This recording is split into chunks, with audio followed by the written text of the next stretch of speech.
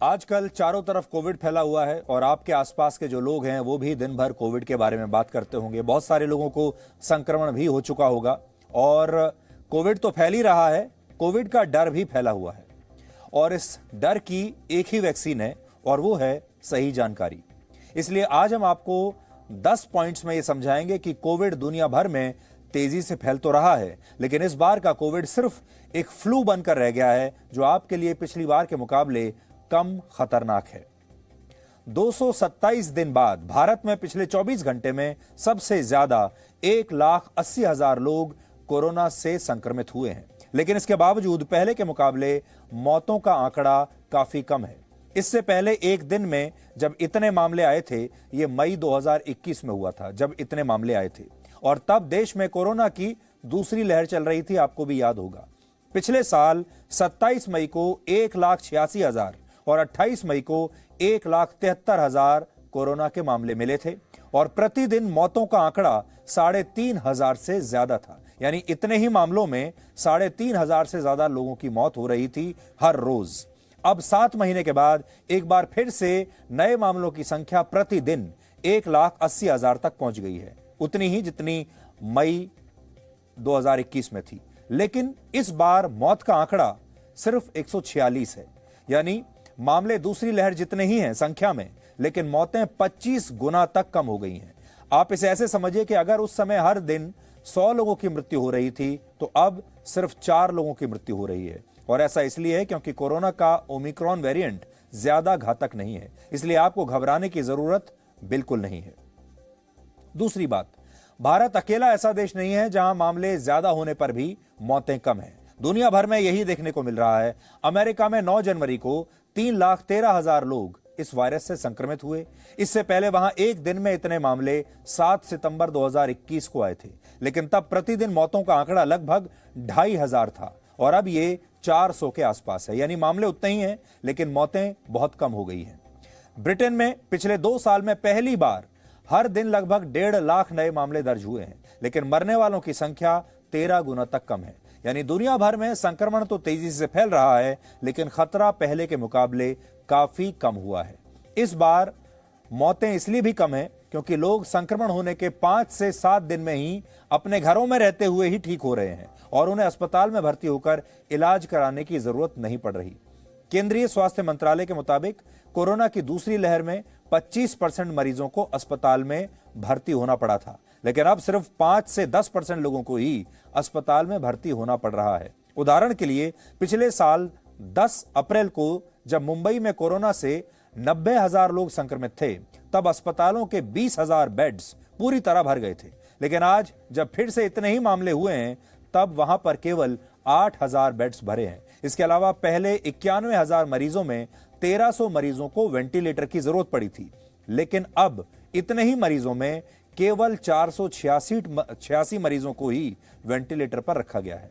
इसी तरह दिल्ली में पिछले साल जब 61,000 मरीज थे तब 3,000 लोग आईसीयू बेड्स पर थे, लेकिन आज 61,000 लोगों में से केवल 300 मरीज ही आईसीयू बेड्स पर हैं। यानी ओमिक्रॉन में अस्पताल जाकर इलाज कराने की जरूरत ज्यादा नहीं पड़ रही और मरीज 5 से 7 दिन में ठीक भी हो रहे हैं। और इसीलिए केंद्र सरकार ने मामूली लक्षण वाले मरीजों के लिए होम आइसोलेशन अब 14 दिन की बजाय 7 दिन का कर दिया है, इसे आधा कर दिया है। इसके अलावा इस वक्त का एक लेटेस्ट अपडेट आप सबके लिए यह है कि Indian council of medical research यानी आईसीएमआर ने कहा है कि किसी कोरोना संक्रमित व्यक्ति के संपर्क में आने पर अगर आपको कोई लक्षण नहीं है तो आपको कोरोना टेस्ट कराने की आवश्यकता नहीं है। अगर आपको लगता है कि आप संक्रमित व्यक्ति के साथ ज्यादा देर तक नहीं थे और काफी करीब से भी उससे नहीं मिले हैं या आपने हाथ नहीं मिलाया है, तो ऐसी स्थिति में आप टेस्ट करवाने से बच सकते हैं। यानी अब नियम पहले के मुकाबले ज्यादा सख्त नहीं है, पहले से नर्म किए जा रहे हैं नियम। आपको याद होगा पिछली बार अगर आप किसी कोरोना संक्रमित व्यक्ति से मिले हैं, उससे आपने बात की है, अगर उस कमरे में भी मौजूद रहे हैं, उस हॉल में मौजूद रहे हैं, तो आपको भी क्वारंटाइन करने की जरूरत पड़ती थी, क्वारंटीन करने की जरूरत पड़ती थी और 14 दिन तक आइसोलेशन में रहना होता था। लेकिन अब उस नियम को हटा दिया गया है। हालांकि एक महत्वपूर्ण बात यह है कि इस बार ज्यादातर उन लोगों की मौत हो रही है जिन्होंने या तो वैक्सीन नहीं लगवाई थी या जिन्हें पहले से कोई गंभीर बीमारी है। जैसे दिल्ली में 5 से 9 जनवरी के बीच कुल 46 लोगों की मौत हुई है, जिनमें से 35 लोग ऐसे थे जिन्होंने वैक्सीन नहीं लगवाई थी। इसके अलावा इन 35 में से 25 लोगों की उम्र 60 वर्ष से ज्यादा थी और 46 में से 34 ऐसे थे जिन्हें पहले से कोई गंभीर बीमारी थी। यानी इस बार उन लोगों को खतरा ज्यादा है जिन्हें पहले से कोई गंभीर बीमारी है या जिन्होंने वैक्सीन नहीं लगवाई है। अगर आपने दोनों वैक्सीन लगवाई हैं और पहले से आपको कोई गंभीर बीमारी नहीं है तो आपको ज्यादा घबराने की आवश्यकता नहीं है। यह स्थिति तब है जब देश में ओमिक्रॉन के मामले पहली बार 4000 के पार चले गए हैं, जिनमें से अकेले 1200 मामले महाराष्ट्र में हैं और 513 दिल्ली में। इन दोनों ही जगहों पर कोरोना का विस्फोट हुआ है, इसलिए यह माना जा रहा है कि यहां मामले बढ़ने का कारण ओमिक्रॉन हो सकता है, क्योंकि यह वायरस तेजी से फैलता है। इसलिए आपको मास्क और सोशल डिस्टेंसिंग के नियमों का पालन सख्ती से करते रहना होगा अगर आप बचना चाहते हैं तो। जो जानकारी आपसे आपके सबसे ज्यादा काम की है वो ये कि अब कई राज्यों में लॉकडाउन लगाने पर विचार हो रहा है। तमिलनाडु में रविवार को संपूर्ण लॉकडाउन लागू था और अब दिल्ली में भी वीकेंड कर्फ्यू के बाद कुछ और पाबंदियां लगा दी गई हैं। जैसे अब दिल्ली में लोग रेस्टोरेंट्स में बैठकर खाना नहीं खा सकेंगे, सिर्फ होम डिलीवरी की अनुमति दिल्ली में होगी। जो बार हैं उन्हें बंद कर दिया गया है और प्रत्येक जोन में सिर्फ एक साप्ताहिक बाजार को खोलने की अनुमति होगी। महाराष्ट्र में भी सिनेमा हॉल, जिम और मैरिज हॉल 50% क्षमता के साथ ही संचालित होंगे और पंजाब में स्कूल और कॉलेजों को बंद कर दिया गया है और रात 10 बजे से सुबह 5 बजे तक नाइट कर्फ्यू लगा दिया गया है। हरियाणा में भी 26 जनवरी तक सभी स्कूल बंद कर दिए गए हैं। इसके अलावा आज से देश में फ्रंटलाइन वर्कर्स, हेल्थ वर्कर्स और डॉक्टर्स को कोरोना की प्रिकॉशनरी डोज लगनी शुरू हो गई है। यानी एहतियात के तौर पर कोरोना की तीसरी डोज लगाने का काम शुरू हो गया है और 60 वर्ष से या उससे ज्यादा उम्र के वो लोग भी अब प्रिकॉशनरी डोज लगवा सकते हैं जिन्हें कोई गंभीर बीमारी पहले से है। हालांकि अब इसके लिए आपको डॉक्टर का सर्टिफिकेट दिखाने की कोई आवश्यकता नहीं है और वैक्सीन लगवाने के लिए आप सीधे वॉक इन रजिस्ट्रेशन शुरू हो गया है। आपको पहले से रजिस्ट्रेशन की भी आवश्यकता नहीं है, आप सीधे सेंटर पर जा सकते हैं। अगर आप 60 साल से ऊपर हैं और आपको पहले से कोई गंभीर बीमारी है तो अब आप बिना रजिस्ट्रेशन के भी सीधे सेंटर पर जा सकते हैं, वैक्सीन ले सकते हैं और अब आपको अपनी गंभीर बीमारी के बारे में किसी डॉक्टर से सर्टिफिकेट लेने की भी आवश्यकता नहीं है। अगर आप प्रिकॉशनरी डोज लगवाने के योग्य हैं तो सीधे वैक्सीनेशन सेंटर जाइए, रजिस्ट्रेशन करवाकर सीधे वहीं पर आप ये जो प्रिकॉशनरी डोज है ये लगवा सकते हैं। इस दौरान आपको ये बात ध्यान रखनी है कि वैक्सीन की सेकेंड डोज और प्रिकॉशनरी डोज के बीच 9 महीने का अंतर जरूर होना चाहिए। अमेरिका, ब्रिटेन, फ्रांस और ऑस्ट्रेलिया समेत दुनिया भर के कई देशों के बाद अब भारत भी कोरोना की तीसरी डोज लगाने वाला देश बन गया है। इसके अलावा केंद्र सरकार ने राज्यों को चिट्ठी लिखकर वैक्सीनेशन सेंटर्स को अब रात 10 बजे तक खोले रखने का सुझाव दिया है। यानी अब अगर राज्यों ने ये बात मान ली तो रात 10 बजे तक भी आप जाकर टीका केंद्रों पर अपना वैक्सीनेशन करवा सकते हैं, रात 10 बजे तक। अब तक भारत में लगभग 152 करोड़ डोज लग चुकी हैं।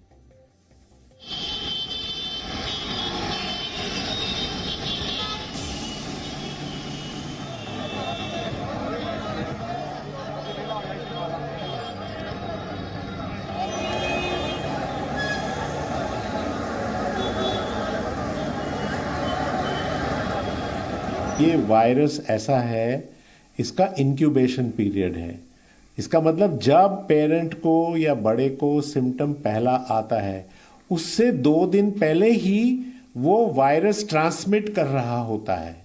तो इसलिए जब सिम्टम ही नहीं है तो टेस्ट भी नहीं कराना। अगर टेस्ट करा के पता लग जाए, वो ऑलरेडी 2 दिन पहले से वो वायरस को अपने बाहर सिक्रीशंस में भेज रहा है, तो अंडर द सेम रूफ बचाना नामुमकिन है।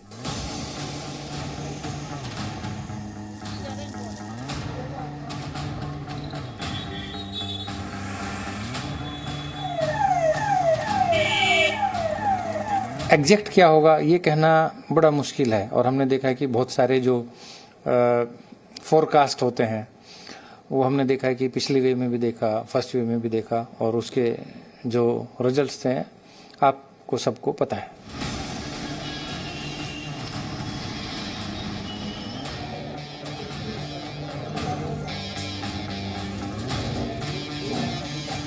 बूस्टर डोज लगाए जा रहे हैं 60 साल से ज़्यादा के लोगों को, और साथ ही साथ जो गंभीर बीमारी से ग्रस्त हैं और फ्रंटलाइन वर्कर्स को लगाए जा रहे हैं आज बूस्टर डोज। इसमें सबसे खास बात यह है कि लोगों में इस बात की जागरूकता बहुत है कि उनको इस बीमारी से बचाव के लिए वैक्सीन लगाना कितना ज़रूरी है, और लोग खुद ही आ रहे हैं, खुद ही अपने आप प्रोएक्टिव होकर के लोगों को ये समझ में आ रहा है कि वैक्सीन लगाई जानी चाहिए। ये तो बहुत ही ज़रूरी है। हम तो बहुत दिनों से वेट कर रहे थे, जब से हमें पता लगा था कि बाहर बूस्टर डोज लग रही है तो हम भी वेट कर रहे थे, और वैसे भी हम 2 डोज पहले लगवा चुके हैं, तो काफ़ी अच्छा है ये।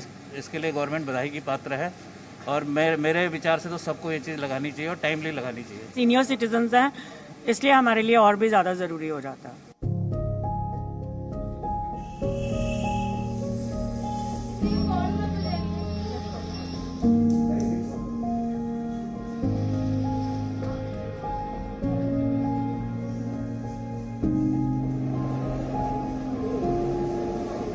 कड़ाके की ठंड और न्यूनतम तापमान के बावजूद कश्मीर में देश के अन्य हिस्सों की तरह जो है वैक्सीनेशन प्रोसेस जो बूस्टर डोज है उसकी शुरुआत हुई है।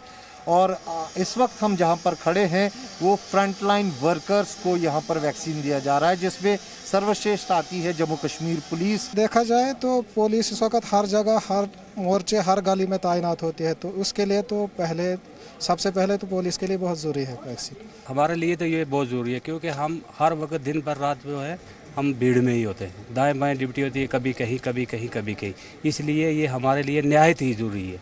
तो चाहे बाकी के लिए भी इतना ही मुफीद है जितना हमारे लिए है। पहले भी जब वैक्सीन स्टार्ट हुआ, पहले फ्रंटलाइन वर्कर्स को ही दिया गया, जिसमें हेल्थ आ रही है, पुलिस हमारी आ रही है, देन एडमिनिस्ट्रेशन आ रहा है, क्योंकि हमारा पब्लिक डीलिंग मैक्सिमम रहता है, तो हमारा एक्सपोजर टू डिजीज़ भी मैक्सिमम रहता है, तो इसलिए ये उन्हीं के लिए रखा गया है बूस्टर। पहले जो यहाँ मेडिकल बोर्ड बोलते रहते हैं टीवीज़ पे या अखबारों में, ये इसका मुश्तहर होता है, तो इसलिए ये करना चाहिए, इससे हमारी इम्यूनिटी बढ़ जाए, इन्फेक्शन से बच सकते हैं।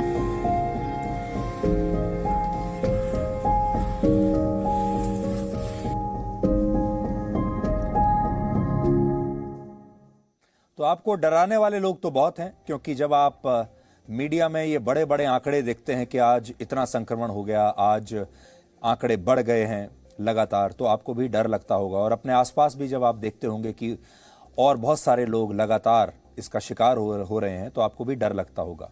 और जो फार्मा कंपनियां हैं, दुनिया भर में जो बड़े बड़े बिजनेस चलते हैं, वो इसी डर के आधार पर चलते हैं। मीडिया में भी ये जो डर का बिजनेस है, ये जोर शोर से चलता है। लेकिन हम आपको डराना नहीं चाहते, हम आपको स्मार्ट बनाना चाहते हैं। हम चाहते हैं कि आप स्मार्ट बने, सावधान रहें, लेकिन डरे नहीं। और एक और आज अच्छी बात आपको बताते हैं। आज से 104 वर्ष पहले दुनिया में स्पेनिश फ्लू आया था, जिसने 1918 से 1922 के बीच, यानी सिर्फ 4 वर्षों में 5 करोड़ लोगों की जान ले ली थी। कोविड की तरह इस महामारी की पहली, दूसरी और तीसरी लहर आई थी, और हर बार हर लहर में लाखों लोग मारे गए थे। लेकिन 2 वर्षों के बाद ही इस बीमारी का भी एक नया वेरिएंट आया, जिसने इस बीमारी को बहुत कमजोर बना दिया। जैसे ओमिक्रॉन आया है नया वेरिएंट, उसने कोविड को बहुत कमजोर बना दिया है। ऐसे ही तब भी हुआ था, और वर्ष 1922 आते आते ये महामारी दुनिया के नक्शे से लगभग गायब हो चुकी थी। और आज 100 वर्षों के बाद 2022 में भी दुनिया को यही उम्मीद है, और दुनिया भी यही इंतजार कर रही है कि कोविड-19 के साथ भी ऐसा ही हो। बस इस बार स्पेनिश फ्लू की जगह जो नाम है वो कोरोना है, और इस महामारी को समाप्त करने वाला जो वेरिएंट है उसका नाम ओमिक्रॉन है। और ये ओमिक्रॉन हो सकता है, ऐसी उम्मीद के साथ हमें आगे बढ़ना चाहिए। Presenting B News app, available on Google Play and App Store. Download it now.